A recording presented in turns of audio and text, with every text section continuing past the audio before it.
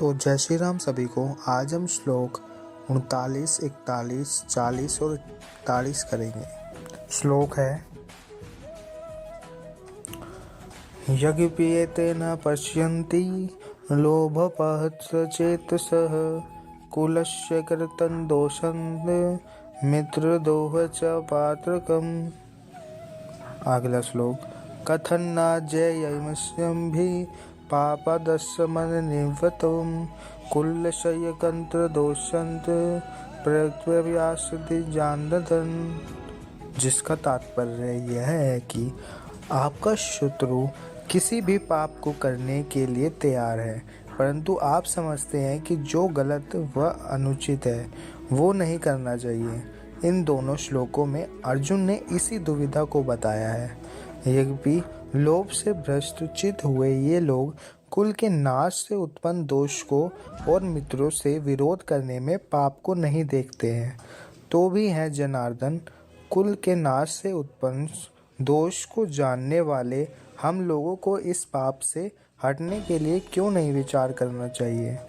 दुश्मन गलत कर रहा है वो ये नहीं समझता, लेकिन आप तो समझते हैं।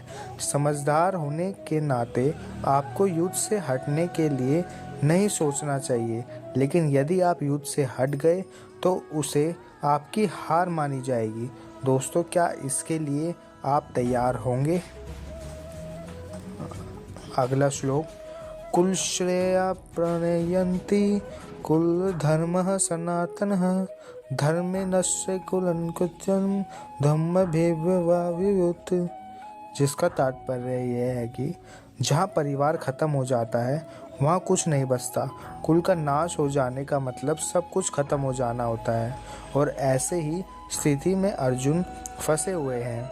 वो कहते हैं कि कुल के नाश से सनातन कुल धर्म नष्ट हो जाते हैं तथा धर्म का नाश हो जाने पर संपूर्ण कुल में पाप भी बहुत फैल जाता है।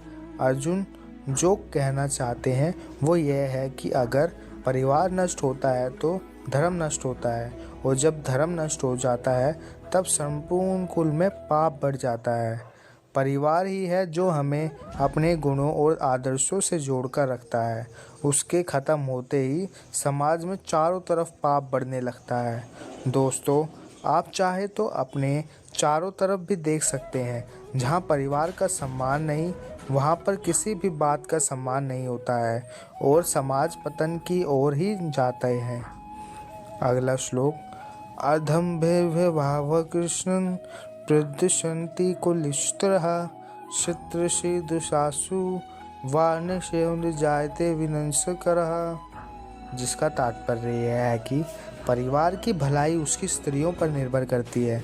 अगर कोई घर बनता है तो वह उस परिवार की महिला की वजह से बनता है।